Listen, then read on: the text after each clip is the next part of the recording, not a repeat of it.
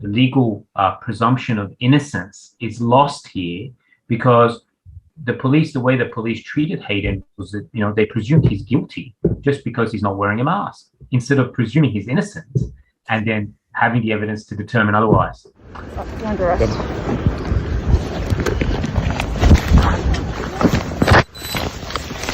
Stop resisting. What's the last point? Stop. You know you're assaulting me right now. We can put it. What? I'm being assaulted by 3 officers. Alright. No, let's. I was drinking a coffee. Yeah. I'm allowed to drink a coffee. What's I'm your being name? assaulted by 3 officers. What's your name? What's your name, bro? My name's Hayden Williams.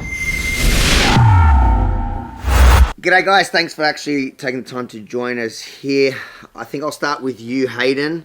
Firstly, congratulations, but before we get to that, for the viewers out there that don't remember your story, what actually happened?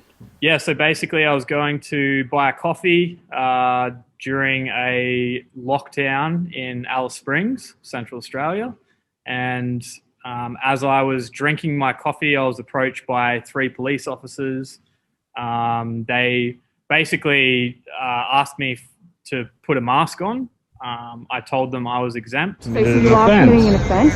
I have not committed an You have. offence. I need No, you to not. wear a mask. Okay. I'm drinking a coffee. I do must not be on have to wear a public place, mask okay? while I'm drinking a Okay, coffee. listen. They basically ended up arresting me, taking me to the watch house, and giving me a $5,000 fine, which I was pretty upset about. And after that, I reached out to you, Abby, and seeked help because I was working out in remote Australia at the time. I needed help to approach and navigate that situation. If it serves my memory correctly, at the time there hadn't even been one COVID case in Alice Springs from the beginning of the pandemic. Is that right? That's Correct. right, yes. Yeah. And so, Manny, I remember when we took on Hayden's case, I thought this was open shut. It was a crazy $5,000 fine for not wearing a mask while you were drinking coffee with an exemption. But it wasn't actually that clear cut, as common sense as that sounds. Tell us the legal, what happened? How did we fight this? Yeah, as you said, we also thought this was a pretty much an open shut case.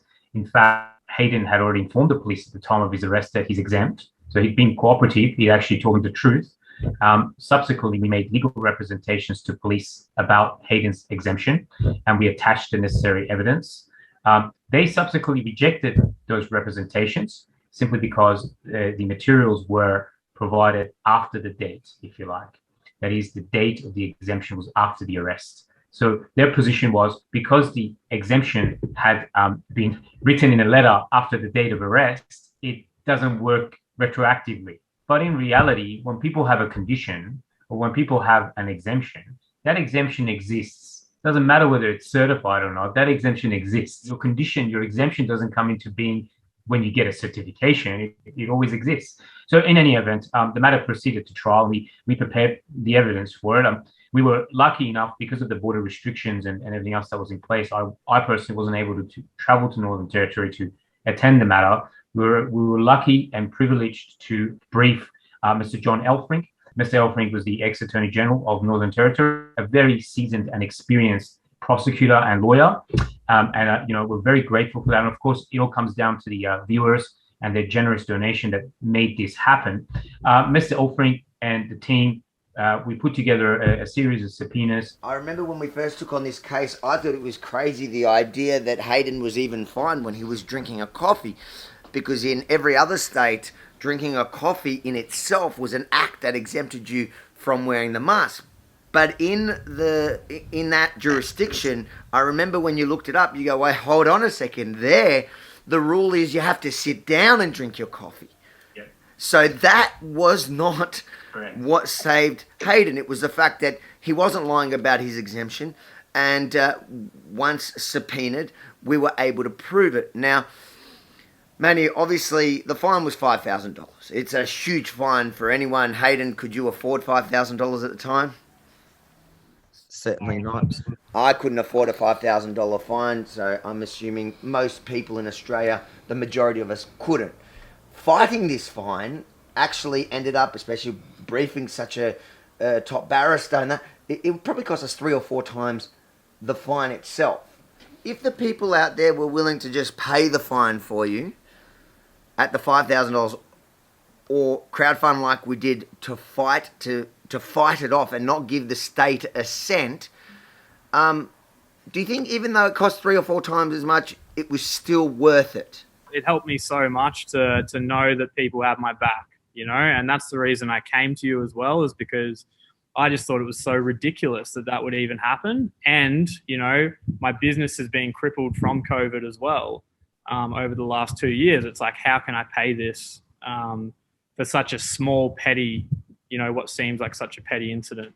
I think it's a little win, for me, and it's a little win for the people. I certainly agree with that. I don't think, I think the state deserves, it costs them a lot of money to fight it as well, and that they need to know that they don't have this, unlimited broad power in the name of health to be able to pick on the little guy and just issue $5,000 tickets for nothing, wrongly, unlawfully. And I want to thank you, Manny, firstly for taking on this fight, for briefing such a great barrister who managed to take care of it for us, and for all the work you put into it. And Hayden, is there anything, I want to thank you for standing up and being willing to fight this. This could have dragged out a lot longer. Thankfully, it was withdrawn at that point.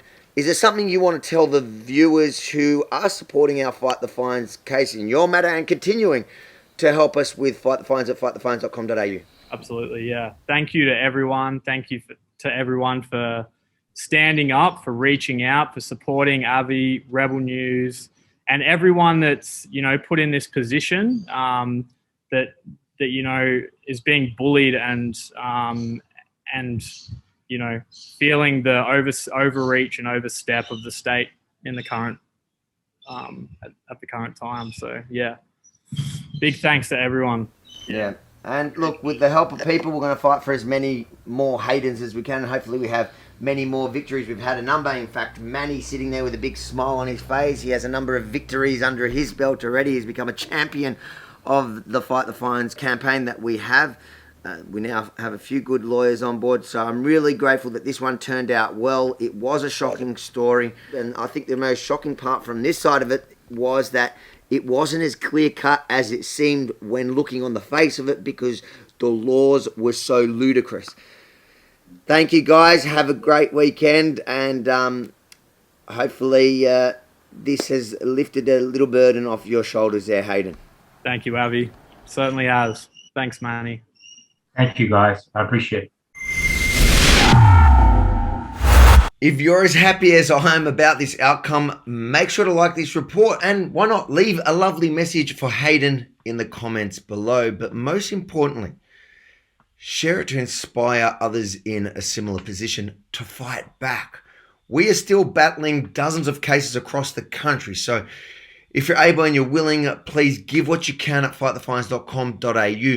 This win was only possible because of your generosity, and we'll keep fighting for as many as we can afford. Unfortunately, we can't fight for everyone, but with your continued help at fightthefines.com.au, we'll have many more great outcomes for decent Aussies just like Hayden.